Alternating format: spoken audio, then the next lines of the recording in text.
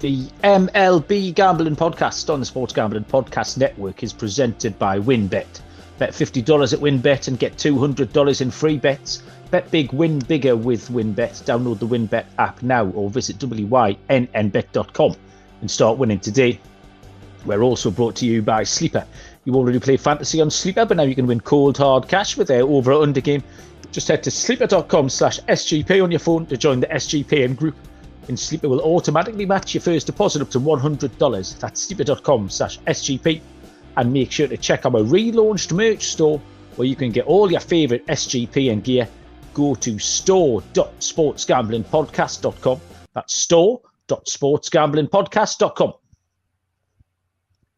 And welcome everybody to the MLB Gambling Podcast on the Sports Gambling Podcast Network. My name is Malcolm Bamford.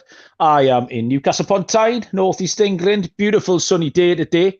Very rare, but very much enjoyed it. Today is Thursday, July the 7th, and I am here with the gang to handicap the slate of games for the MLB on Friday, July the 8th. Joining me first up, Mr. Munaf Manji. Munaf, how you doing? Doing well, Malcolm. How's it going, man? Another day on the diamond. Got some day baseball going on, so that always gets us through the day. But glad to be back to handicap some more games for Friday, Malcolm. Yeah, absolutely. And joining us, possibly from Saturn or Venus or wherever he's been today, is Mr. Noah Bennett. Noah, good evening, shall we say? How are you? I'm doing pretty well, Malcolm. Yeah, just in hellhole all day that we like to call in America the Secretary of State, because I had to renew my license today. Some fun times over here in the Beanick household, but ready to handicap some games for July 8th. Yeah. Let's have a little look at the games from last night. I felt like last night was a fun slate. I sat in the car this morning and watched all the little highlights, caught up with everything. There was a lot of big dogs. I hit Washington, that you all laughed at me again. Washington beat Philly at plus 188. The New York Mets covered the run line and won. But fortunately, I think there was a couple of us had locked that up. And then we got chinned a little bit on our dog, Munaf, especially Arizona. I think you were in a similar boat to me, that the bullpen gave away that game for Arizona late on. Yeah, I think they got out to a 4-0 lead and then didn't score anything after that, and the bullpen coughed it up, I think, in the 8th and 9th inning there. So it's been a little bit of fun trying to find some consistency and try to get some 2-0 winners. So hopefully we can start that. Yeah, hit the post with quite a few. The Twins looked all over winners. They lost it late on in extras. The Yankees beat the Pirates 16-0. And then the one that we spotted late was when the lineups went up for the Royals and the Astros. And the Astros lineup was pretty much unrecognizable. Little bits of injury and off days rostered in, but I noticed they were leading off Mauricio Dubon. Aledmus Diaz was in there. Chas McCormick. I think Pena went down in the warm-up or something like that. So I looked at the Royals, and it got mentioned in the Slack channel. If you're not on the MLB or the SGPN Slack channels, it's a great advertisement because people were getting involved in the 9-4, the plus 225 that the Royals were priced at, with a different looking Astros lineup, and they did get to Javier and won that 7-4. So yeah, there's always an angle, and the Slack channel is a great place to find it. Like we've said 1,000 times on here, there's lots of sharp minds in that Slack channel on every sport that you can conceive as well. So we will crack on first tonight with. I went 2-0. Oh, okay, sorry. Malcolm's just. It was that long ago. I always forgot. He was late. He was late to the podcast. Screw him. Noah, if I remember rightly, did you go 2-0? Yeah, you remember correctly there. Okay, well, talk us through it then. Shohei Ohtani again. Double-digit strikeouts. That one was so easy. I don't know how that was plus money. That one's quite crazy. And then we had the under in the Josiah Gray, Aaron Nola. Oh, yes. So yeah. that one, smooth sailing in both of them, honestly. I love the way that we're handicapping games 2-0 in back-to-back days on the Lock Dog graphics. And I'm back on that TikTok grind. The last 2 videos have been 3-0, 3-0. So kind of on a roll here. Fade me probably for the next few days. I think you've definitely been the hot hand, Noah. You were top of the leaderboard on Tally Site last week as well. Yes. I was delighted with that Josiah Gray start because I started him. I backed him the week before. And didn't get much out of him, but went back to the well, and he was outstanding last night. Plus 177, I think I took that at, although there was a couple of bigger prices around. So, Jojo Gray is certainly a name I'll probably be tipping on his next start here on the podcast. Mm-hmm. Right, okay, let's fire into these games. 6:40 Eastern, first pitch. No day baseball tomorrow. It's the Tampa Bay Rays and the Cincinnati Reds, which is Shane McClanahan, the lefty, goes for Tampa Bay, and Luis Castillo goes for Cincinnati. I've got the Tampa Bay Rays at minus 140, Cincinnati at plus 120. I didn't say a total, but I think you just shouted it out before we came on Moon after round about 8. So we'll throw this straight over to you. Give us the total, and then you can handicap McClanahan and Castillo, possibly the pitching matchup of the night. Yeah, I see a total of 8 with a little bit of juice towards the under at minus 115. And like you mentioned, Shane McClanahan on the mound for the Tampa Bay Rays, 9-3 so far this season with a 1.74 ERA. Over his last 5 games, he's been really good, 3-1 with a 1.06 ERA. Only allowed 4 earned runs in 34 innings pitched over his last 5 games, and he's been good on the road as well this season. 2-1 with a 1.44 ERA.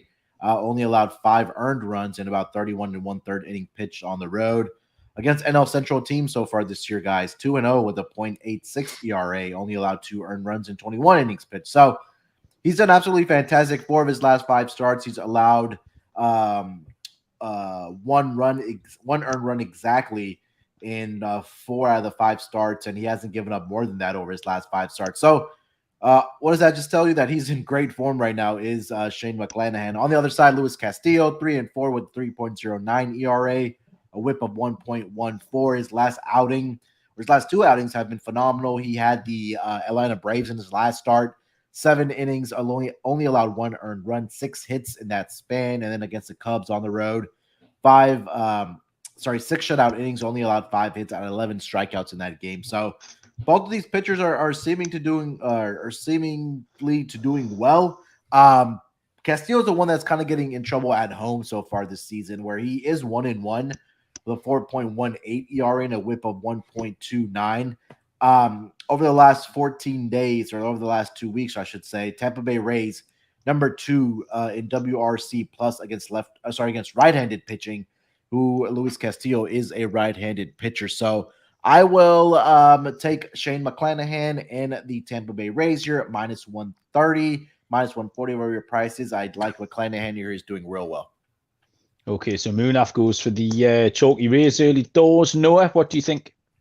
Actually, I'm going to go very, very off the wall here. I kind of like an over in this matchup between these 2 squads. Premier pitchers. The Luis Castillo talks on the trade block have just taken over this year, kind of maybe just like last year too. He was another one of those guys that wasn't really dealt at the deadline that they were expecting. But with the total only being at 8, the Reds hit lefties very well, and the Rays hit the Rays hit right-handers very well. Getting crossed up there. But both these squads, they're seeing their arm of choice from that side, and the Rays have been playing very well right now. You look at their last 6 games, they're 5-1. They've won their last 3 against Toronto in that series, and then took 2 of 3 against Boston, putting up 8 runs on the 5th, and then 7 runs in that Bayo start. So I really like the form of the Rays, so I'm going to take the Rays to win, and I wouldn't mind an over in this spot.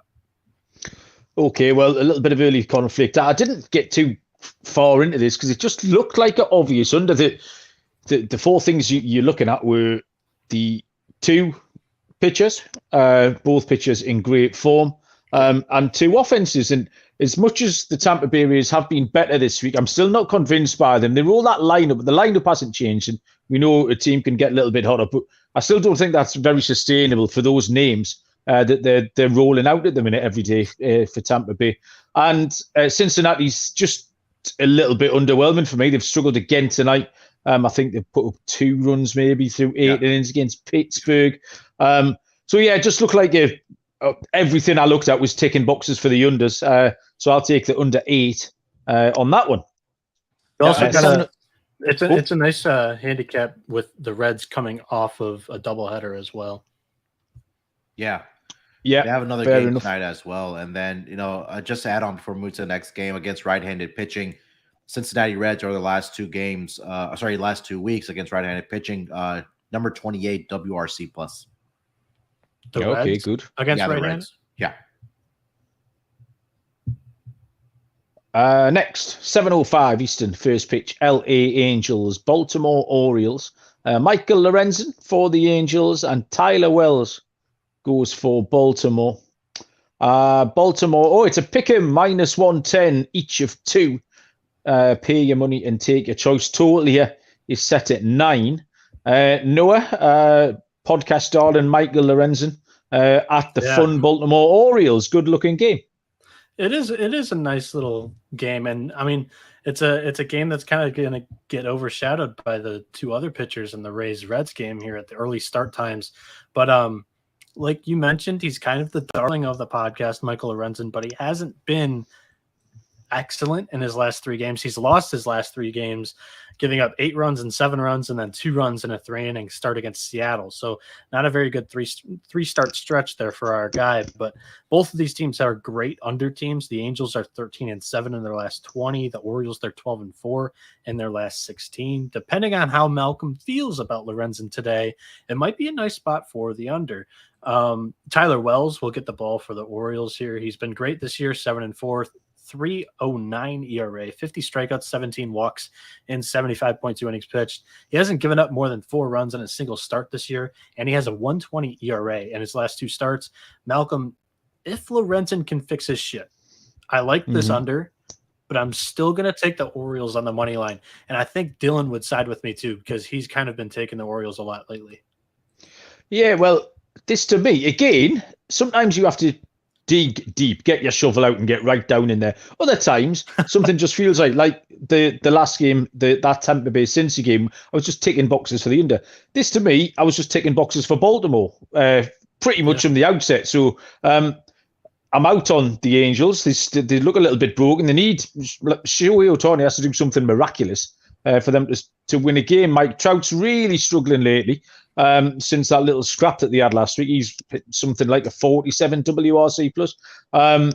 So yeah, I'm out on the Angels. I'm in on the Orioles. They've won 4 in a row. They've got some fun players. They've got a winning home record. Baltimore 21-17. The LA Angels have got a losing away record, 17-22. So straight across the surface of this, and with ticks in all the right places. Baltimore money line at -110. Muna. Yeah, I agree with you guys. Not much else for me to add here. They've been really good against. Recently have the Orioles and Tyler Wells. You mentioned it there, Noah. 5-0 in his last 5 games. 1.93 ERA. He's been absolutely fantastic. And then it's been the opposite with Lorenzen. He's been atrocious on the road. 2-4 with 7.52 ERA. And it's crazy to see that we've been kind of backing Baltimore all throughout this week. They're the hot team right now, and we talked about their run line at home as well. I know it's going to be a little pricey here, but at +1.5, -165, if you want to go that way, they're the best team in all of baseball on the run line. So I agree with you guys here. Malcolm, okay, Insano says you look great in those Dolphins colors. I'll give you one guess. If you at this top, it is a soccer jersey. Do you want to have a go? Anyone? It would make me look so silly. So Munaf. Incorrect. I don't blame you for not getting it. It is a Morocco international football top. Obviously. I had 3 guesses. Morocco was going to be my last one. You had one guess and you got Portugal, it wrong. Mexico, and then Morocco. It is a Morocco top. I've no idea where I've got loads of stuff in my life. I don't know where it came from. Like that.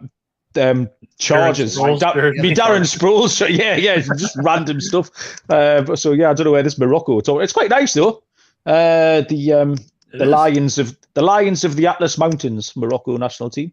It's a very grand nickname. Where are we going? 7:10 Eastern, first pitch is the Miami Marlins at the New York Mets, which is Pablo Lopez and Chris Bassett. Another good-looking pitching matchup here. Miami are plus 135, road dogs. The New York Mets are minus 155. Total set at 7.5. Lopez is 5-4 with a 2.97 ERA. Has pitched 94 innings with 93 strikeouts. Bassett is 6-5 with a 4.01 ERA, 89 2/3, pitched 95 strikeouts. Lopez has gone a little bit off the boil here. Last 5 games has a 4.82 ERA, which includes giving up 5 at St. Louis, and then more interestingly, 5 at the New York Mets on the 17th of June, where he's going to trot out tomorrow. Chris Bassett also struggling a little bit, 4.7 ERA in his last 5 games. He gave up 3 earned runs against Miami on the 19th of June and gave up 3 earned runs against Miami on the 25th of June. So the over 7.5 just looks obvious to me. 3 or 4 runs off each pitcher, couple out the bullpen, bosh, easy. Munaf, what do you think? If it was that easy, right, Malcolm? Yeah, I think this Chris Bassett's returning from being on the IL, if I'm not mistaken. I think he's missed. IL. He hasn't missed a lot. I think he maybe missed two turns through. Yeah, I think it was probably just 2. But yeah, I mean 2 and 3 with a 4.70 ERA. You mentioned the numbers. These teams have faced each other quite a bit often, obviously, because they're both in the same division. But Pablo Lopez is a concern for me because he is 0-1 to season, 1-2 over his last 5 games, the 4.82 ERA, and he got hit up pretty good against this New York Mets team. So we're all kind of waiting for this New York Mets team to kind of break out of their offense here a little bit, and the bats to break out. It could be this game against Pablo Lopez. Yeah, the 7.5 does seem a little conservative to me. I'll agree with you about the over, and I'll lean with the Mets money line here. Don't love it at that minus 155 price, but I do agree about the over 7.5. Noah, Lopez v. Bassett. Clean sweep across the board here. I am agreeing with Munaf. Don't like the Mets price here, but I think they win the game. And I like the over 7.5. I'm not going to echo everything that you guys say, but Miami, they're 6-1 in the last 7 games. But you look deeper into that record, and they've played the Nationals 4 times, and they have a win against the Angels mixed in there. So both those teams not been great as of late. You look at their record lately against the Mets, they're 2-6 in their last 8 games. The Mets are 15-5 in their last 20 games at home. So just everything pointing in the Mets and the overs way here. Okay, so Mets and overs for everybody. A team ride, as Dylan would say. Next up is 7:10 Eastern, first pitch between the New York Yankees and the Boston Red Sox, game 2 of this series. Nestor Cortez, the lefty, goes for the Yankees. You can correct me if I'm wrong. I've got Michael Wacha going for the Boston Red Sox, but I've got no lines at all on this one. I don't know why that would be. Well, in fact, Wacha's still TBD officially, although I think he's going to be the pitcher going here. So no lines here. Munaf, do you have any other pitcher for Boston, or do you have any lines for this Yankees-Sox game? I see Connor Siebold possibly on one of the sites that I'm looking at here. I know he got sent down on Monday to the AAA team for the Red Sox, but it seems like he's going to be one of these 2 pitchers. I'm not sure which one it is, obviously, because we don't have lines or an official picture yet, but I don't see lines either, Malcolm. So I don't know if you just want to skip over this game or break down Nestor Cortez. Yeah, I mean, Cortez, what I had written down here was the first 5 under with Michael Wacha. But without him being confirmed, there's no point me diving into it. Cortez, I just noted, was a little bit wobbly recently, 468 last 5, but he's 282 on the road. He's 232 against AL East opposition. So I fancied Cortez to go well. At the time, I fancied Wacha to go well as well, which led me to that first 5 under. But I won't elaborate too much on that without any concrete information. Noah, do you want to chip in on this at all, on Nestor Cortez? Just that, I mean, he has struggled as of late, but most of this kid's career so far as a starter has been quite good. And, Insano down there in the comment section, he's LFG Yanks. So that's where I'm probably going to be too. There you go. I will say this, Malcolm, I'm sorry. Against left-handed pitching, the Boston Red Sox are number 3 in WRC plus over the last 2 weeks. So, maybe a little bit of an edge there as far as them facing a left-handed pitcher here. They're only behind Seattle, shockingly, who's number 1 against left-handed pitching over the last 2 weeks, and then the Astros, and then it's the Red Sox. Yeah, fair enough. Good point. Captain Insano has been running away with the D-Gens Fantasy League. He's got a very strong performance. Yes. I'm just hunting him up again. None of this concerns you, Noah, where you are in the table. But if you get up towards if you look north, you'll see Captain Insano up there. I look north, I see the whole damn league. You do see the whole league. You've got a very good view from down there, mate. You should come and join us. It's fun. So, Malcolm, my team does have a 3-game winning streak in our defense. Noah's just doing what I did last year in the baseball league. Is that what it is? Well, your entry fee was more of a donation, Moonaf, last year. Yeah. It's pretty honest. It sounds like we're in the same position that I was in last year. I'm the rookie. I've given away a couple of games. It's just like, God, like it doesn't typically happen like this. And my team on paper doesn't look too bad. That's what everybody says. But they don't play on paper, Noah. I know.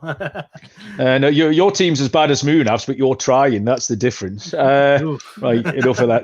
7:20 Eastern first pitch is the Washington Nationals at the Atlanta Braves. Eric Fedde goes for Washington, and Charlie Morton goes for the Braves. I've only just recently seen some lines on this in the last hour or so. I've only got money lines. Washington plus 225, Atlanta minus 275. So very prohibitive favourite, Moonaf. Is this straightforward for Atlanta? Yeah, I mean, kind of looking at the numbers here for both of these pitchers. I was trying to see if there was a total posted yet, but I don't see one. But let's start with Eric Fedde here. He's 5-5 on the season with a 4.29 ERA. He's been pretty good over his last 5 games. He's 2-1 with a 3.21 ERA. 10 earned runs allowed in over 28 innings pitched. On the road, hasn't been too bad either. 3-2 with a 3.89 ERA. The area that he is getting in trouble is against division opponents, where he is 0-3 with a 6.04 ERA in that span. And looking at how he's done against the Atlanta Braves in his career, in 9 appearances, winless, 0-5 with a 9.97 ERA, Malcolm. So he's really struggled against the Atlanta Braves. He's allowed at least 4 earned runs in over the last 5 games. In each of those games, he's only made it past the 5th inning just twice in those games. But again, he's given up the runs. Meanwhile, Charlie Morton, 4-3 on the season, 4.34 ERA on the season. Last 5 games, hasn't recorded a decision yet, but he is as the ERA of 2.20. Only allowed 8 earned runs in about 32 2/3 innings pitched. He has, again, his last outing against the Cincinnati Reds, he only gave up 1 hit and 7 shutout innings. So he's been doing pretty well over his last 5 games. I know he was a little wobbly there, like Malcolm likes to say. And in his career against the Nationals as a pitcher for the Braves, Charlie Morton is, let's see here, he's 2-0 with a 2.65 ERA, 20 strikeouts and 3 appearances. So I'm leaning towards taking the run line whenever it is available for the Atlanta Braves. I think their pitching with Charlie Morton's going to be doing well, and their batting has been doing real well against the Cardinals pitching as well. So give me the Atlanta Braves here on the run line. Yeah, I don't really think there were many alternatives here. I've been enjoying taking some big price dogs this week with a little bit of success, but I couldn't take Washington in this. But thankfully, Charlie Morton has stabilized himself over the last 5 games. If you put a line through, in fact, it's the last 4, and it's if walks. If he can limit those walks, he did walk 4-2 starts against Philly, but he keeps those walks down. He's been a different pitcher. He's played some weaker opposition as well. He's had Cincinnati, the Cubs, and Pittsburgh. That's probably what he needed just to play himself into a little bit of form. So I think he can do the job tomorrow. But I've got no bet at these quite short or long prices, depending on your point of view. So I'll give this a swerve, although I agree with you, Moonaf. Noah, Fedde at Morton, any angles in?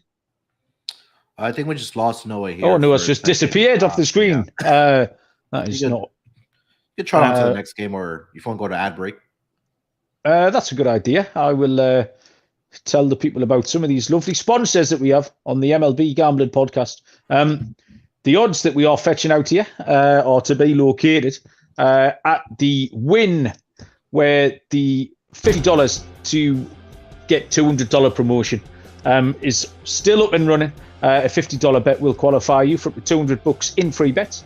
You can bet $500 or more on sports or casino before July the 31st. You'll be entered to win the ultimate fantasy football draft experience at Encore Beach Club, which includes a 2-night stay at Wynn Resorts for you and your entire league. I wonder if would they ship all my league across from Newcastle, all 12 of us?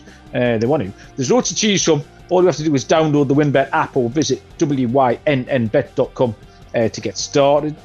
Offer subject to change. T's and C's at winbet.com.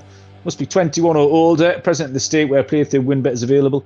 If you or someone you know has a gambling problem, call 1-800-522-4700. And I will also tell you about Sleeper while we're here, the fastest growing fantasy platform, my league, who are now going to go and get shipped over to the Encore Beach Club. We are on Sleeper. I assume you are as well. But they've added a new over or under game, which is loads of fun to play. Choose your players, choose your sport, choose your props. And then if you select your own stake, you can win anything from 2 to 20 times that stake by being correct. The chat box is loads of fun. You can copy your friends' picks. You can all get in there together and sweat it out. If you use the code sleeper.com/SGPMLB, Sleeper will match your first deposit up to $100. Join our squad and get the 100% deposit match at sleeper.com/SGPMLB. T's and C's apply. See Sleeper's terms of use for details. Okay, Noah was back and now he's gone again, so we'll just crack on. We leave the Twins and the Rangers for a little minute. We'll go to an 8:10 Eastern first pitch between the Cleveland Guardians and the Kansas City Royals. Aaron Savali goes for Cleveland and Brady Singer is on the hill for the Royals. I've just been watching the Royals tonight. A little bit unlucky. They had Houston on the rope for a lot of that game. Cleveland tomorrow -105. Kansas City a -115 in another close matchup. The total here is set at 8.5. I didn't realise quite how bad Aaron Savali had been. You kind of lump him in these Cleveland pitchers. They seem a little bit similar. Cal Quantrill, Zach Plesac, Aaron Savali. They all seem like the same bloke to me. You look at, if it's not Shane Bieber going, it's one of them three. So like that Cleveland are that kind of team. And Aaron Savali seemed like that kind of pitcher. You have a little look though, and it's not very pretty. He's 2-5 on the season. Has a 7.04 ERA. Has pitched 46 innings with 45 strikeouts. Singer is 3-3 with a 4.30 ERA. Has pitched 58 2/3 with 58 Ks. So Savali 5.19 in his last 5. He's started 5 games on the road, has managed 20 innings, and has a 9.9 ERA in those 20 road innings. So, yeah, huge alarm bells going off there for Savali tomorrow. Singer's been not too bad lately. He has a 3.43 home ERA. Casey has scored some runs this week. MJ Melendez is going well. If you want some over or under action on Sleeper, MJ Melendez total bases, I think, would be my play tomorrow. So, yeah, I think Casey can get this done tomorrow. They've been quite feisty. They've competed well, and you can't take Aaron Savali under any circumstances at the minute, particularly on the road. So I'll take Casey on the money line at -115. Munaf, Cleveland at Casey. I mean, you mentioned the numbers for Aaron Savali. I'm not going to go through it again because it's really that ugly for him. He's given up the runs. There's no better way to put it. Brady Singer has been pretty good. I mean, better than some of the other pitchers on the Royals staff. I mean, last 5 games, he has a 4.45 ERA, but against AL Central opponents, he is 2-0, the 2.76 ERA.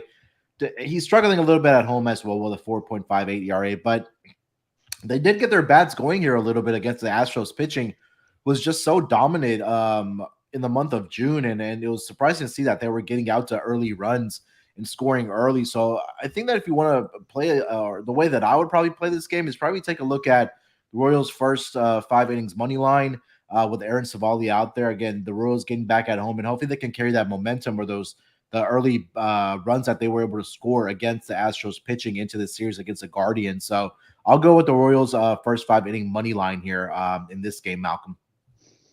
Okay, so Munaf likes KC, but earlier on, Noah's back. Cleveland at KC. Yeah, I disappear with my Wi-Fi issues for a minute and a half, and we have Malcolm commenting in the YouTube channel saying that he's an excellent judge and incredibly good looking. That wasn't me. I'm on Atlanta for that one game that we did.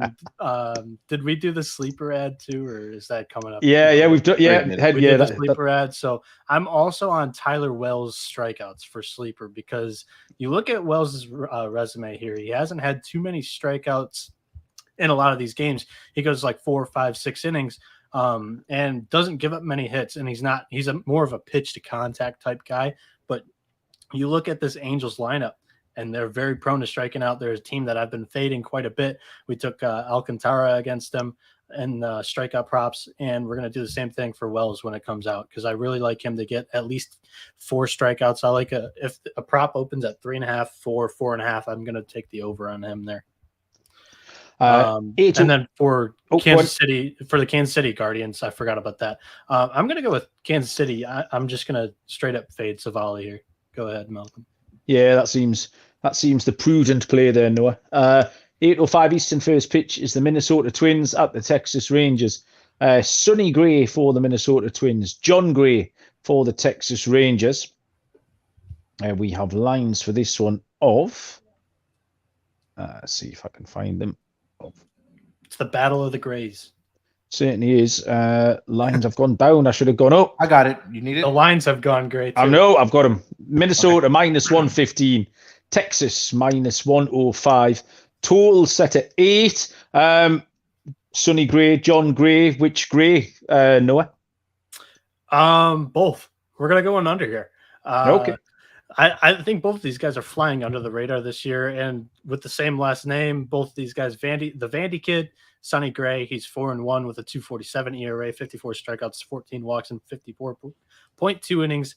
And John Gray from Oklahoma, 4-4 with a 3.96 ERA, 83 strikeouts, 26 walks, and 77 innings pitched. John has a 2.15 ERA in his last 5 starts, and Sonny has a 2.28 ERA in his last 6 starts. Sonny has been better on the road this year, and John has been great at home. He's had 3 starts at home. He's at 11 road starts. In those 3 starts at home, he's had a 3.60 ERA, averaging 8 strikeouts a game. I love this under, and I'll pick Texas to win. Okay. Mudaf? Yeah, I agree with what Noah's saying here. Both of these pitchers have been doing real well for their respective teams over the last 5 games. And John Gray at home has been great as well. 2-0 with a 3.44 ERA. It's crazy to think of. This is only either a third or fourth start at home so far this season. So hopefully he can carry some of that momentum that he has built up on the road over his last 4 of his last 5 starts, which have been on the road into on their home field. I'm sorry, for lack of a better word. So I agree about the over here. And then we talked about how Minnesota has been one of the better teams towards the under as well. So let's go with the under as well. Globe Life Park. Yeah. Or Field, one of the 2. Or Minute Maid Park Part 2, because it kind of looks like the same thing as Houston. No, that juice box is one of the smallest. That Arlington's big. Globe Life's big. The juice box is one of the smallest parks in the league. Juice box is awesome.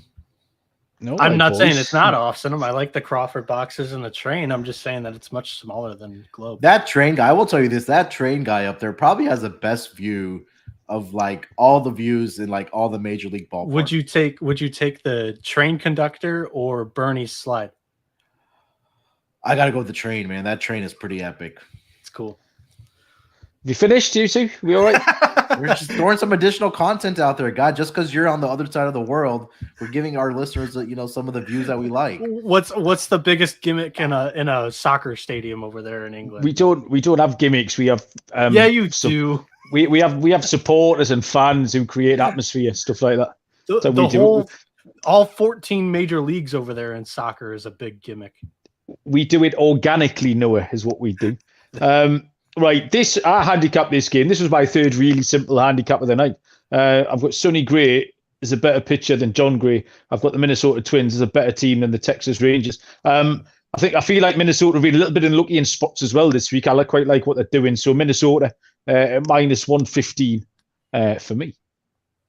Next is the 8:10 Eastern first pitch between the Detroit Tigers and the Chicago White Sox. Tarek Skubal, lefty, goes for Detroit. Lucas Giolito goes for the Chicago White Sox. And the odds are Detroit are +135, Chicago -155. Totally set at 7.5. And Moonaf, you can lead us off with this.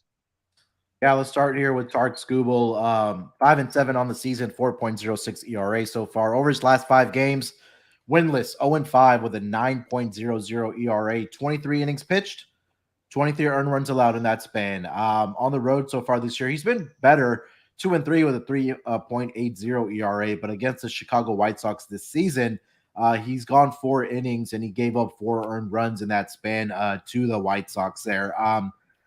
Trying to see how he's done over his career against the White Sox. 2-2. Yeah, 2-2 with a 6.95 ERA in 5 appearances. He's allowed at least 4 earned runs in every single one of those. In 4 out of the 5. 4 out of the 5 appearances against the Chicago White Sox. Meanwhile, Lucas Giolito, 5-4 on the season, 4.90. He's also struggled over his last 5 games. 1-2 with a 7.33 ERA, 27 innings pitched. He's allowed 22 earned runs in that span. Only 1 short appearance against the Detroit Tigers this season where he did go 4 innings, only allowed 1 hit in that game. At home so far this year, he's 2-2 with a 4.97 ERA on their home field. And against the Detroit Tigers in his career, Lucas Giolito is 5-5 with a 4.36 ERA. He's also prone to giving up runs to the Detroit Tigers. But, I went back and kind of looked that the Chicago White Sox just have a lot of success against the Detroit Tigers. And I think that Noah can attest to this as well. I went back and looked at since 2019.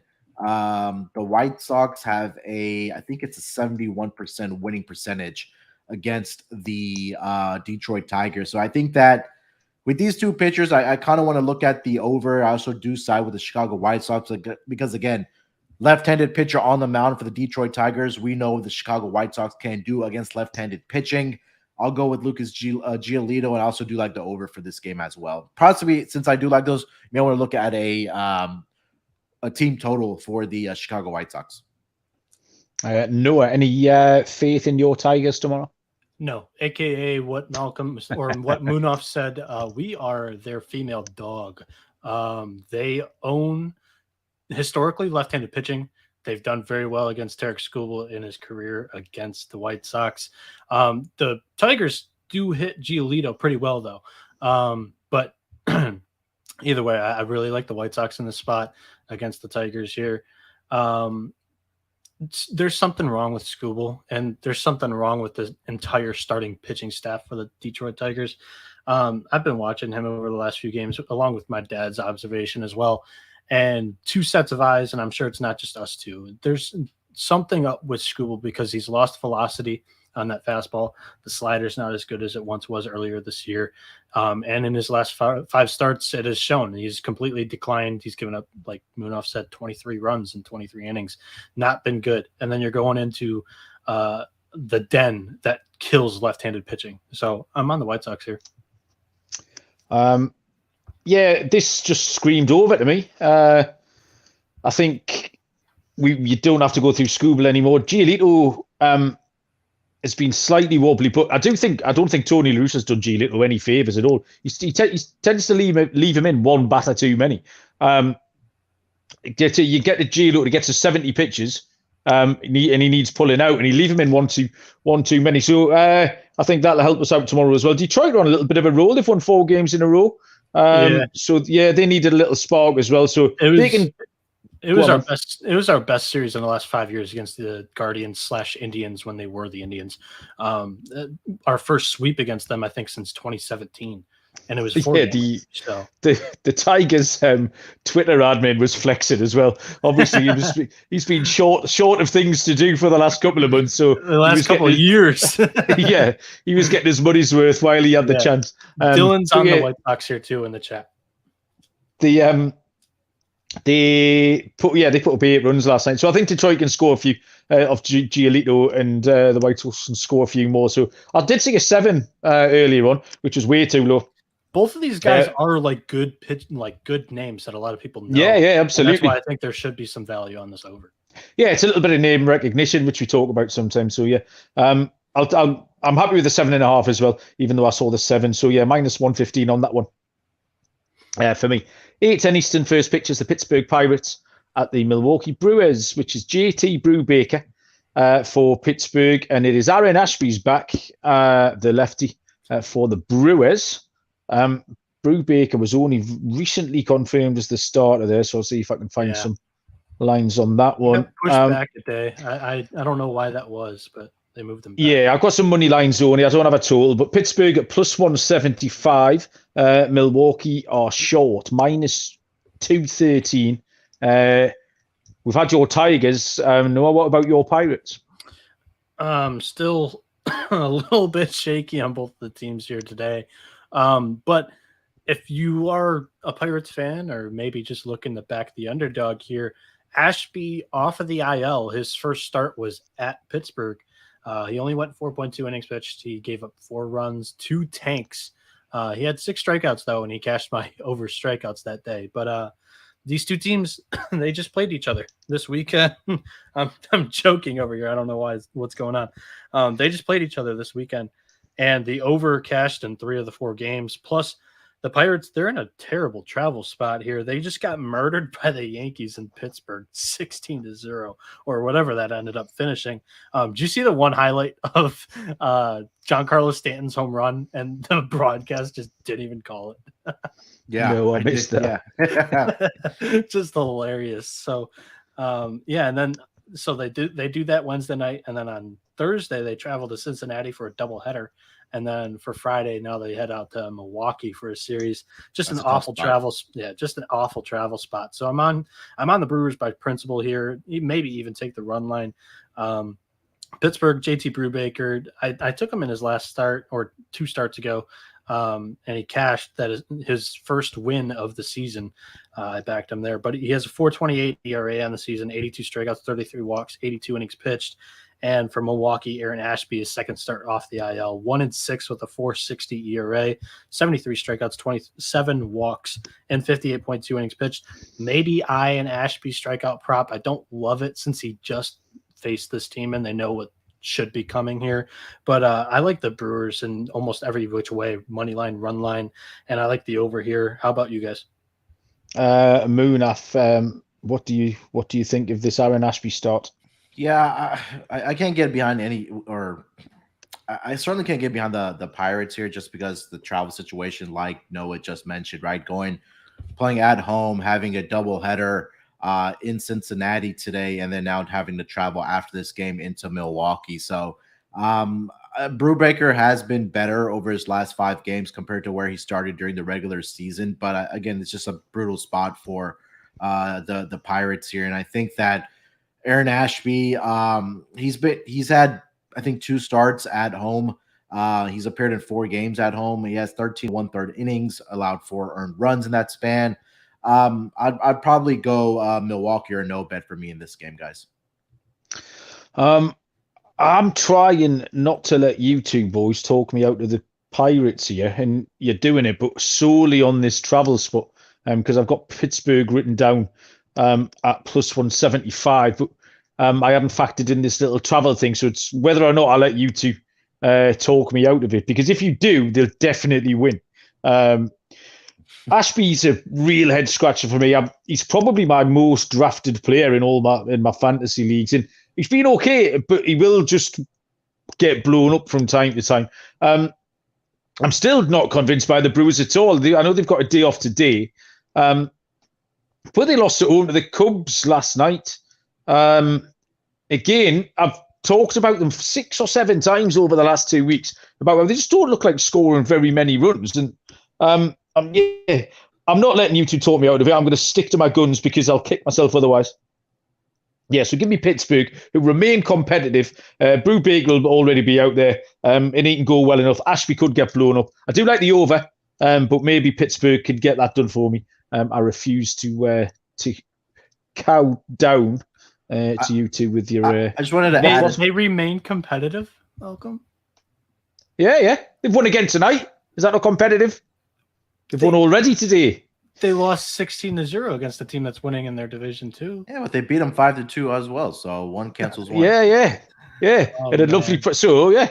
The rare occasions I'll agree with Malcolm here. But one more note I did want to throw out there. Milwaukee, the total after a loss, they are 22-11-3 to the over. So I think you're right there with that over call there, Malcolm. 66.7% towards the over after a loss. Yeah, so we can have a saver on the over, and then we can have 3/4 of a point on Pittsburgh. And either way, we'll finish 50 cents on the over. I like that. We finished 50 pence up. Can't go wrong. The SGPN merch store has relaunched. So you can go and spend your 50 pence there. You get all sorts. Loads of awesome new gear. If you go to store.sportsgamblingpodcast.com, that's store.sportsgamblingpodcast.com. There are some MLB gambling podcast hoodies and things over there, which you look very smart in, I am sure.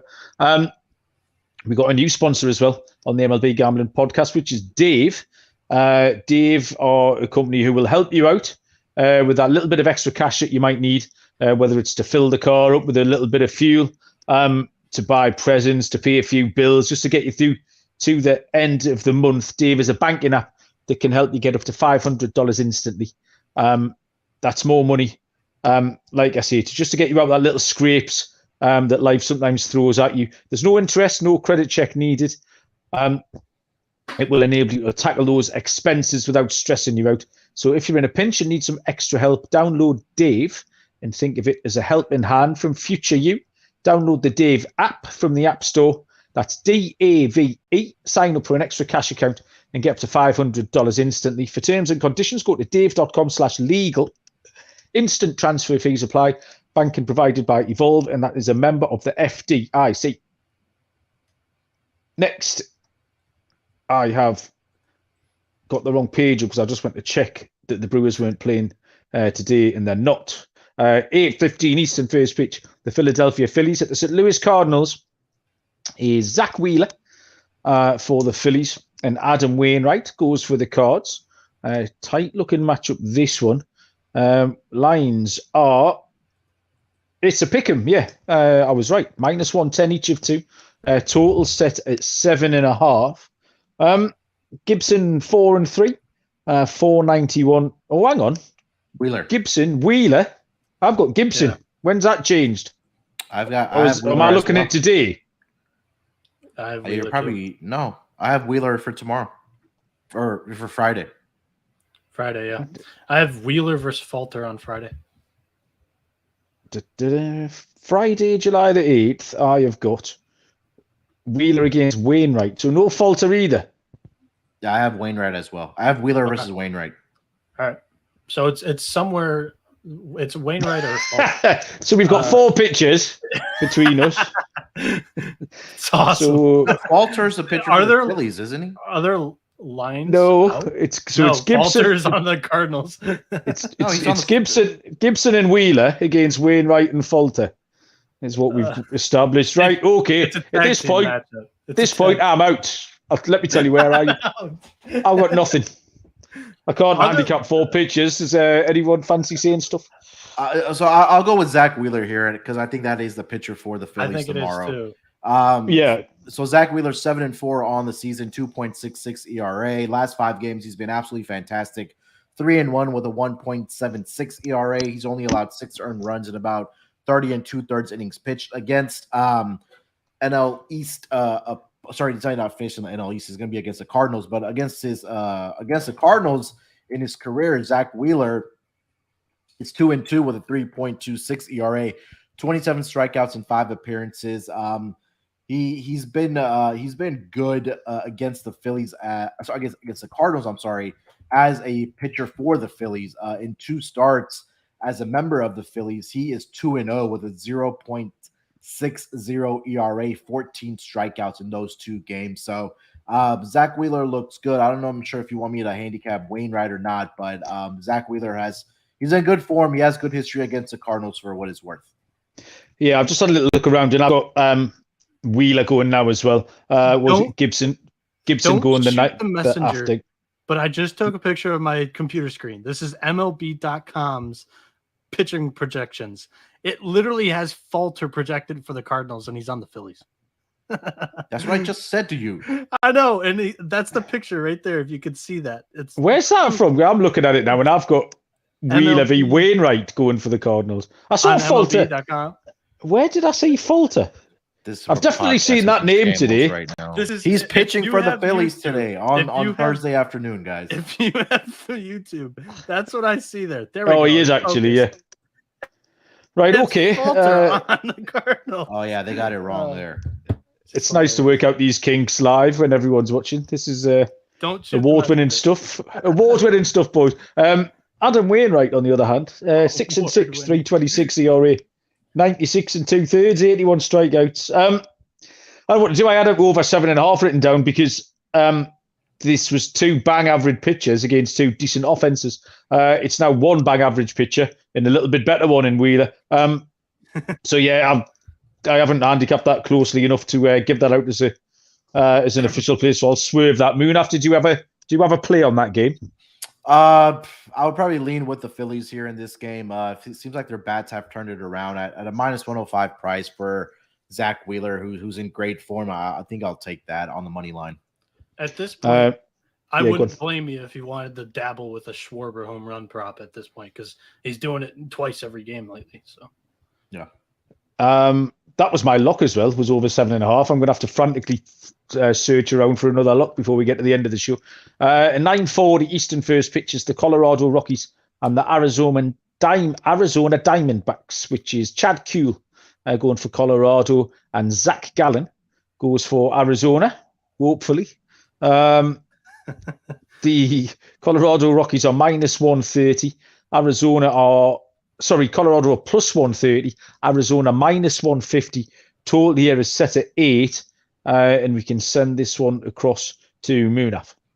Yeah, Chad Kuhl 5-5 on the season so far, 3.83 ERA. Last 5 games, not very good for him. He's only 1-3 with a 5.08 ERA, 16 earned runs allowed in 28 and a third inning pitched.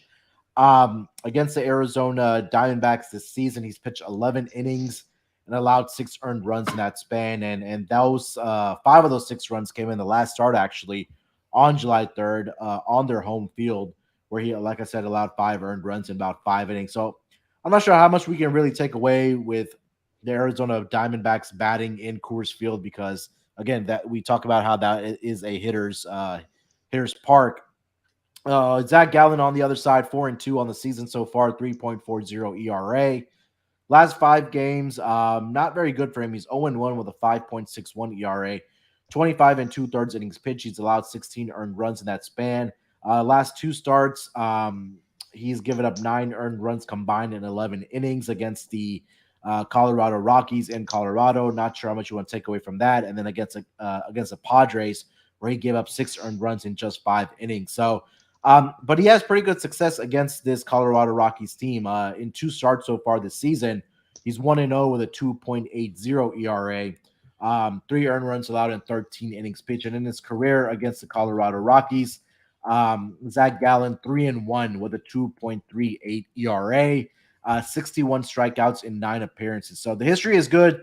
I like Zach Gallen here. I think that the Diamondbacks bats can pick up some steam here or get it going here against the Rockies pitching. We know their bullpen is not very good either, so I'll take Zach Gallen at home here on the money line.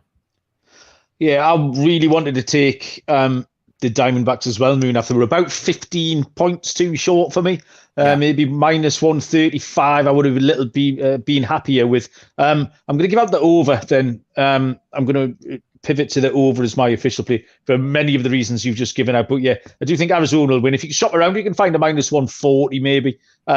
Otherwise, the over 8 looks like a fair play to me. Noah, Not confident in the play because both the money line on the Diamondbacks, like we've mentioned already, is too juicy. But actually, my lean was on the under here because the under is 26-16 inside Chase Field at home for Arizona, and the Rockies bats on the road. We've just kind of been saying it all year, just fade them on the road. But again, I'm not too confident in it. Probably won't even play it tomorrow. So yeah, that's my take on this game. At 9:40 Eastern first pitch is the Houston Astros at the Oakland Athletics. Jose Urquidy draws the start for Houston, and I believe, you can correct me, it's Paul Blackburn going for the Oakland Athletics. What? Yeah? Yes. You're right. Okay, I have no lines for this one, so if either of you can shout up here. But Urquidy at Blackburn, and we'll go over to you, Noah. You can lead us off with this one. Yeah, I got no odds in front of me for this one either. Houston, they're 8-1 in their last 9. The over is hitting 5 of their last 6, and for Oakland, they're 3-7 in their last 10. I think it's safe to say that Urquidy's probably like Houston's 5th best starter. But he's been great as of late. He has only surrendered 1 run in each of his last 3 starts, and on the season, he's 7-3 with a 4.15 ERA, 63 strikeouts, 19 walks, and 80.1 innings pitched. And then for Oakland, Paul Blackburn, he's 6-3 with a 2.90 ERA, 67 strikeouts, 22 walks, and 87 innings pitched. He has struggled as of late, but get this. When Houston plays on the road, their unders are 27, 13, and 3. In the Coliseum, it's a big park. Give me the under and look for Oakland to cover this run line, but I still think that Houston wins. Malcolm, I saw Paul Blackburn on the waiver market. I scooped him up right away. I'm like, did you? Pickup. Yeah, not a bad pickup. I streamed him last week, but I had to steal some strikeouts on Sunday night. So I took him from you. Yeah. So I dropped him in, and I maybe started Brady Singer or someone rubbish. Got the point, but I was just leaving Paul Blackburn out there for another day or two until I was allowed to pick him back up again. Okay, well done. Well done, you crafty. Might get you up from 12th. My only one. I might get you up from 12th place. Yeah, go on. No, I'm in 11th. And I'm actually not too far out of the playoffs. Okay, I'm only like 8 games out of the playoffs now. But that wasn't my only attack that I put on the waiver wire this week. I grabbed Jorge Soler and Adam Duvall too. Some people have been dropping these guys that have been struggling as of late, and I'm just taking them because they've had good success lately. So yeah, why not, mate? Get yourself involved. Moving off your Houston Astros and our guy Paul Blackburn. Yeah, we've talked about Paul Blackburn a lot on this podcast this season, and anytime I see Paul Blackburn on the road, that's where I want to back him. But at home, he hasn't been very good so far this season. He's 1-3 with a 5.87 ERA. He did face the Astros earlier this season, where he went 6 2/3 of an inning and gave up 4 earned runs to them. Hopefully, we see a full lineup for the Astros tomorrow, because I know they've had guys in and out of the lineup for the last 2 days. We discussed that offline. Maybe because they were in a travel spot and getting some guys some rest here. But Jose Urquidy hasn't been that good on the road either. 4-2 with a 5.52 ERA. 28 earned runs allowed on the road. He hasn't done good against AL West teams either. 3-3 with a 5.15 ERA. And 21 earned runs allowed. So what's kind of pointing me here is the over in this game. I'm going to fade both pitchers with Blackburn at home here. So I'll take the over with the Astros and A's. That number's not out yet, but I'm assuming it'll probably be around. I wouldn't be surprised if it's at 8.5 or 9 in this game.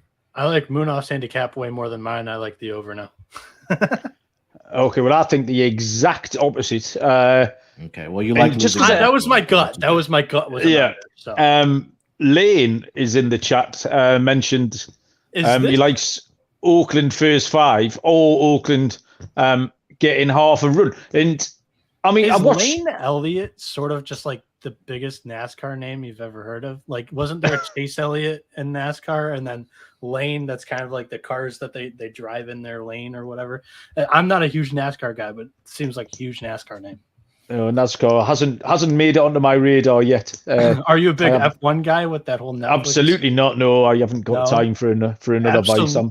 absolutely. I thought he was going to say yes until he said absolutely not. Yeah, no more room for any vices on the roster at the moment. But I agree with Lania that Oakland last night they went down 2-1. We talked about Toronto not being able to cover a run line and Oakland doing that. I think this is going back. I've been watching this closely going back since I locked them up and they lost late on to Seattle, and that was Saturday night. And then pretty much every night they're following the same pattern, which is low scoring, getting ahead, losing by one. But again, like Pittsburgh, remaining competitive. 3 of these last 4 games, I've written down first 5 unders here, which it's just the way it's fallen. So you get used to this pattern for the next 5 or 6 minutes here on the show. But yeah, I'm in complete agreement with Lane here. I think Oakland can keep this competitive. I love Blackburn. I think the home road thing is more coincidence than anything else. Occasionally will go well. Oakland can't score many runs, and this is going to be a first 5 under. Munaf seems like he wants to rebuttal here. Paul, I'll just say this. Paul Blackburn in his career against the Astros, 0-3 with a 10.80 ERA, 8 strikeouts in 5 appearances.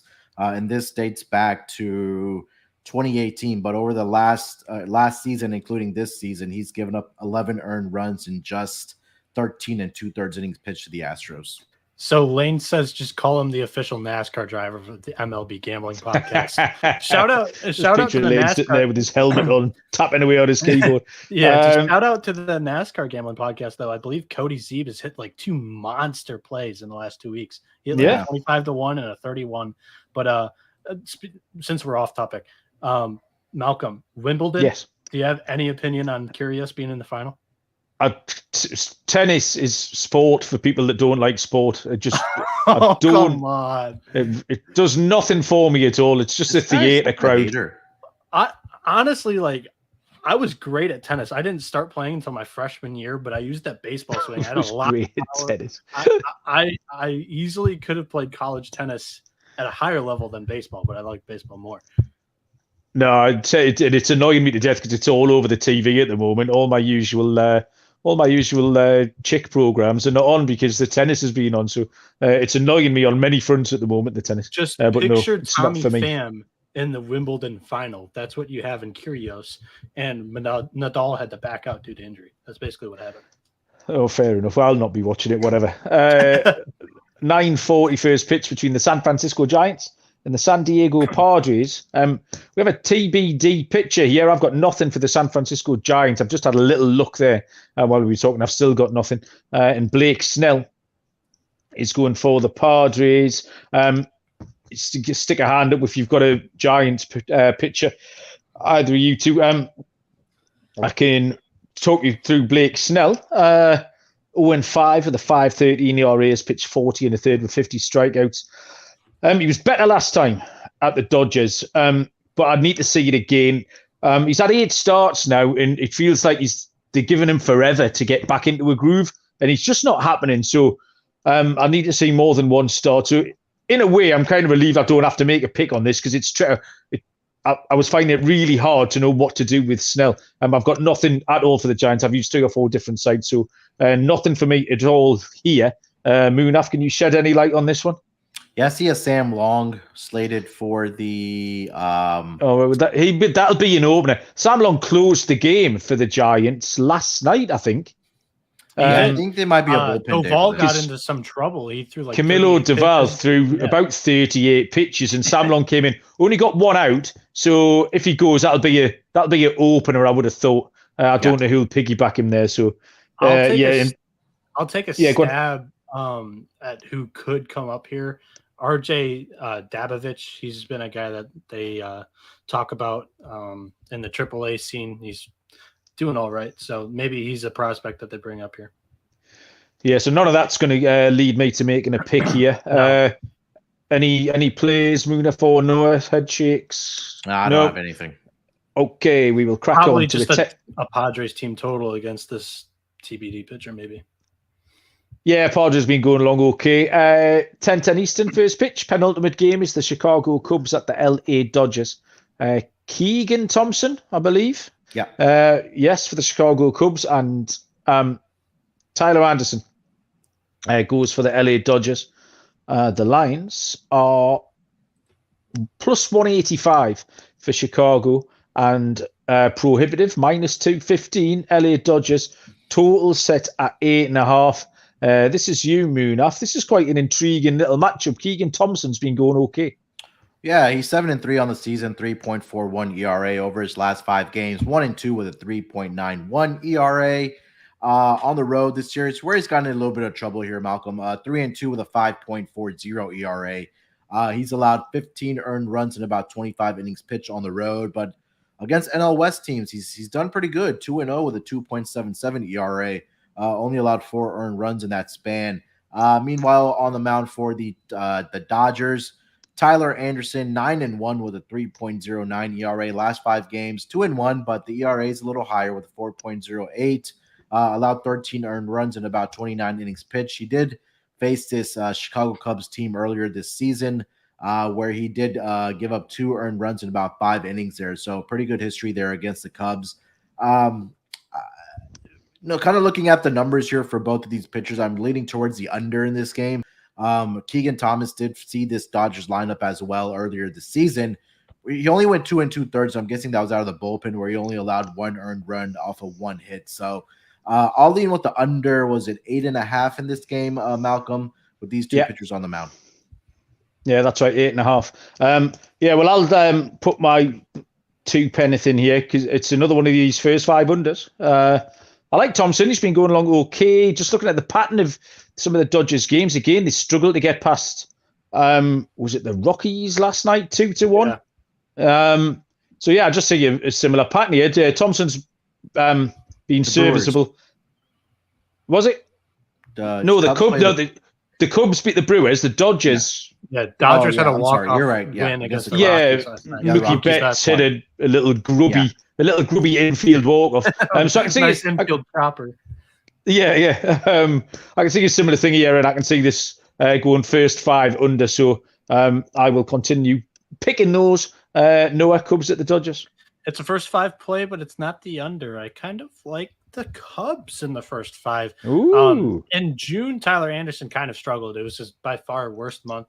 He had a 3.81 ERA, and Cubs with Seiya Suzuki, I'm going to keep saying it. They seem to be alive. Like they're showing signs of life. So I'm going to take them the first 5 and wait for their bullpen to blow it and give the Dodgers a win. Yeah, you're right. They are showing signs of life. Was probably my worst pick. I listened to our preseason podcast in the car yesterday. Really? I wrote a load of stuff down. Actually, we can discuss it off air because it's not free now. But the Chicago Cubs to win the division wasn't my proudest 45 seconds of preseason. I kind of liked it preseason too. Okay, you guys are crazy. You live in there. Oh, Mr. Hindsight over there. Shut up. 10-10 Eastern first pitch. This is the Toronto Blue Jays.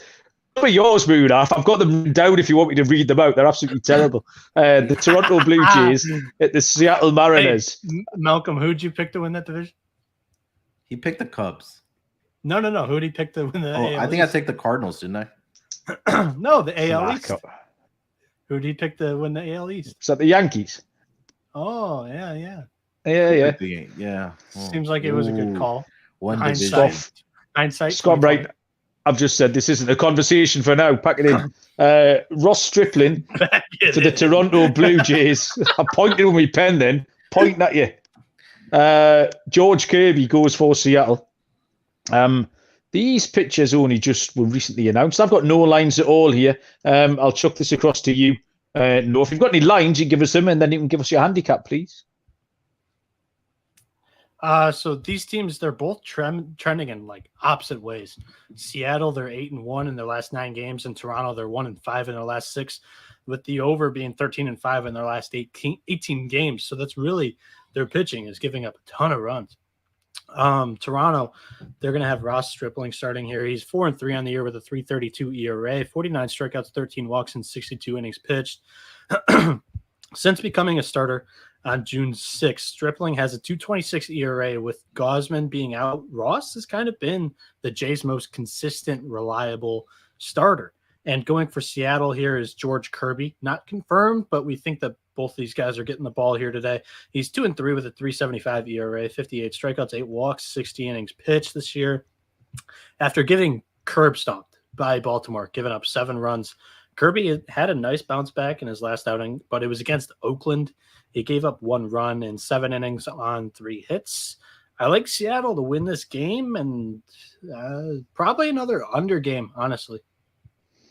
Yeah, I'll throw this straight back to Moonaf because I've got first 5 under. This was my little hat trick. I like Kirby back at home, and Ross Stripling's been going really well, been enjoying his work. Toronto suffering a little bit still. Watched them last night, not doing an awful lot. Seattle really unreliable is probably the best word you can use. So I think this will be tight as well. So another first 5 under from me. Moonaf closes out. Yeah, I agree with you guys under in this game. Until I see the Blue Jays offense turn around, you just kind of keep on taking the under with them. And maybe it breaks out on the road here, but I just don't have faith with the Blue Jays right now. And Rob Stripling has been really, really good for the Toronto Blue Jays. Probably their second best pitcher behind Alek Manoah this season. Okay, locks and dogs to come in round about 25 seconds. After I've told you about IP Vanish, the VPN, which make it easy to stay completely private and secure on the internet by encrypting 100% of your data, private details, passwords, communications, browsing history, etc. will be protected from falling into the wrong hands. Same with your physical location. You can use IP Vanish on unlimited devices, tablets, computers. You can stream stuff with your Fire Stick.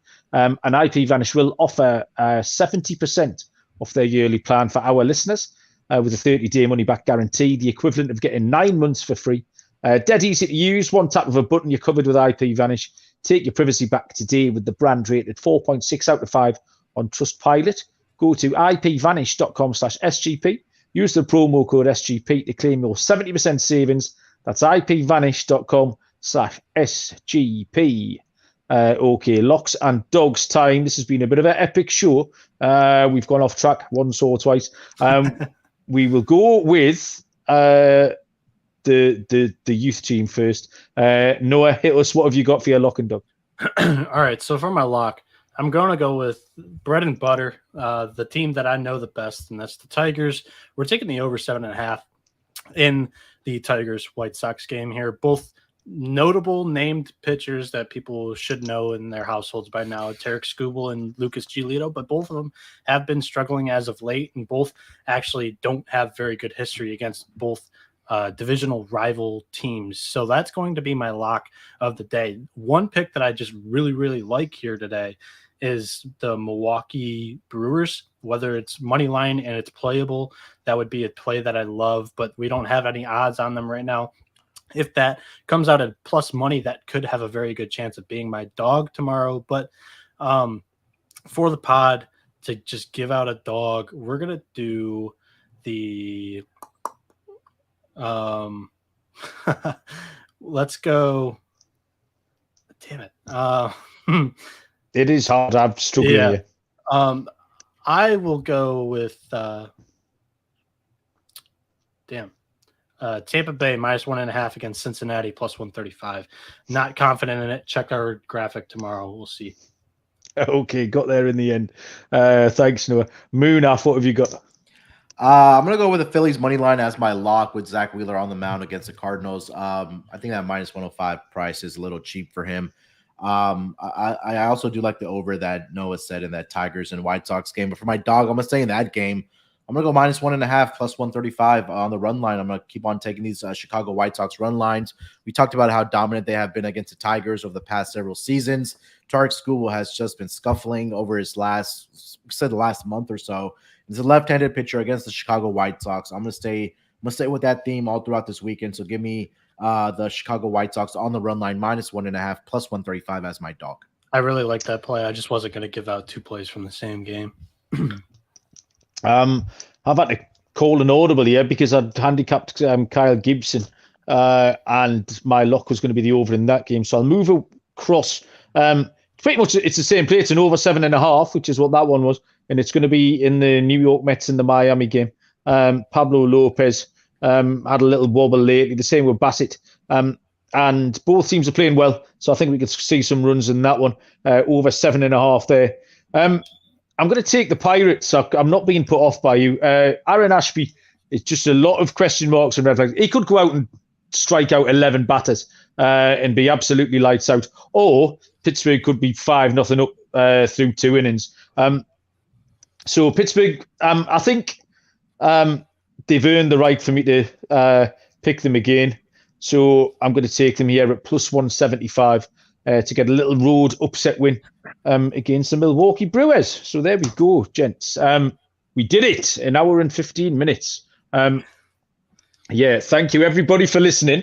Very much appreciate it. Moonaf, anything happening the rest of the week? No, it's baseball time. So we're just gonna grind along these pods. Soon enough, we'll be starting NFL previews as well on the Propcast for season-long player props with myself, Dan, and Rod. So check out that, but that won't be till probably the month of August. So just enjoying this time with little sports going on before we get really busy. Noah, same question. What's happening? You know what? Big day over here. Might head over to Sportsbook downtown. What is one play, like World Series, just to have like something big for the first time? What should I get down on? Astros. What team? Astros. I like their pitching staff. That's a really good one. Plus that lineup looks good. I think there's some value on them still as well. Yeah, because the Yankees are the big dog in the AL. Everybody's looking over everybody else. But just to kind of just wrap it up, if you're watching on YouTube, check it out, subscribe, like the videos. All of our Twitter tags are on here.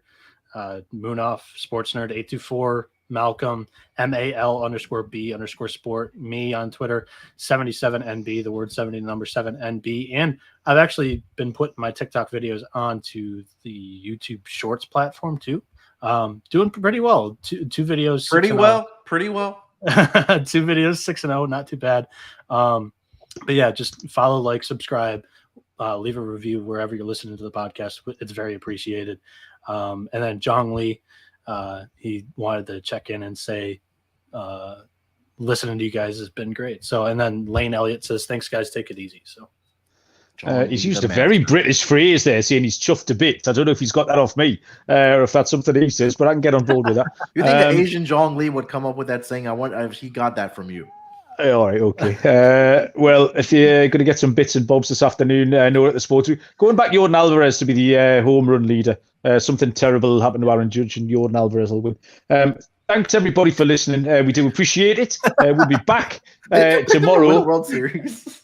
Oh, shut up. We will see you down the road. Stop bickering. Bye. Bye.